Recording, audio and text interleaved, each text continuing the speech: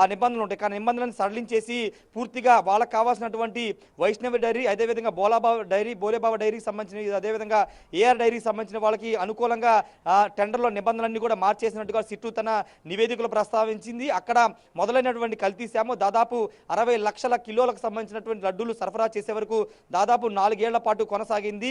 కల్తీ జరిగింది. కెమికల్ రసాయనాలు ఉపయోగించి నెయ్యి తయారు చేశారు. ఒక్క చుక్క పాలు ఉపయోగించలేదు.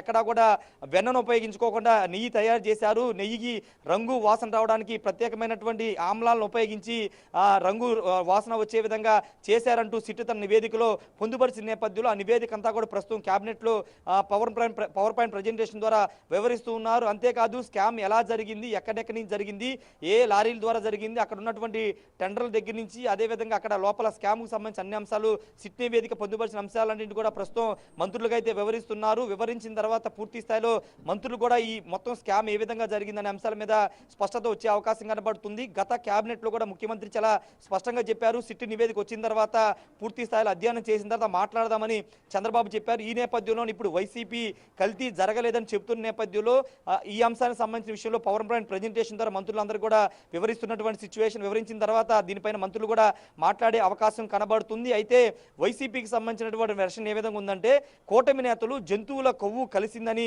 చెబుతున్నారు. కానీ సిట్టు తన నివేదికలు ఎక్కడా కూడా జంతువులకు సంబంధించిన కొవ్వుని ఉపయోగించలేదని నిర్ధారించింది. గుజరాత్లోని ఎన్డీడీబీ ల్యాబ్ కూడా అదే నిర్ధారించింది. కాబట్టి కూటమి నేతలు తప్పుడు ప్రచారం చేశారు, దీనికి క్షమాపణ చెప్పాలని వైసీపీ నేతలు చెప్తున్నారు. కానీ ఇక్కడ కల్తీ నెయ్యిలో ఉపయోగించినటువంటి రసాయనాలు తయారైందే జంతువులు కొవ్వుతో అనేది కూటమి నేతలు చెబుతున్నారు.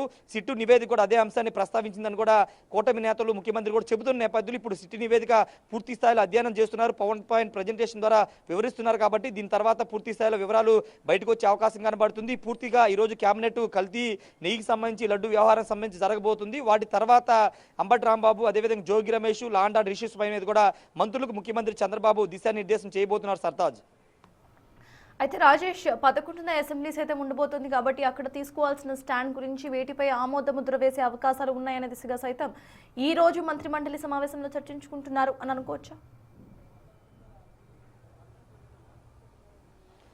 ఖచ్చితంగా ప్రస్తుతానికి అయితే లడ్డూకు సంబంధించినటువంటి పవర్ పాయింట్, కల్తీ నెయ్యికి సంబంధించినటువంటి పవర్ పాయింట్ ప్రజెంటేషన్ కొనసాగుతుంది. కాబట్టి ఇది అయిన తర్వాత అసెంబ్లీ సమావేశాల మీద కూడా చర్చించే అవకాశం ఉంటుంది. 11వ తారీఖున అనేది ఆల్రెడీ డేట్ కూడా నిర్ణయం అయిపోయింది. కాబట్టి ఆ రోజు ఏ విధంగా ముందుకెళ్ళాలి, బడ్జెట్ సమావేశాలు ఏ విధంగా ముందుకెళ్ళాలి, బడ్జెట్కు సంబంధించిన అంశాల మీద ఏ విధంగా ముందుకు వెళ్ళాలని దానిపైన చర్చించే అవకాశం కనబడుతుంది. కానీ మెజారిటీ మాత్రం ఈరోజు కల్తీ నెయ్యి, అదేవిధంగా తిరుమల లడ్డు వ్యవహారం మీదే, సిట్ ఇచ్చిన నివేదిక మీదే చర్చ అయితే సాగుతుంది. సర్తాజ్.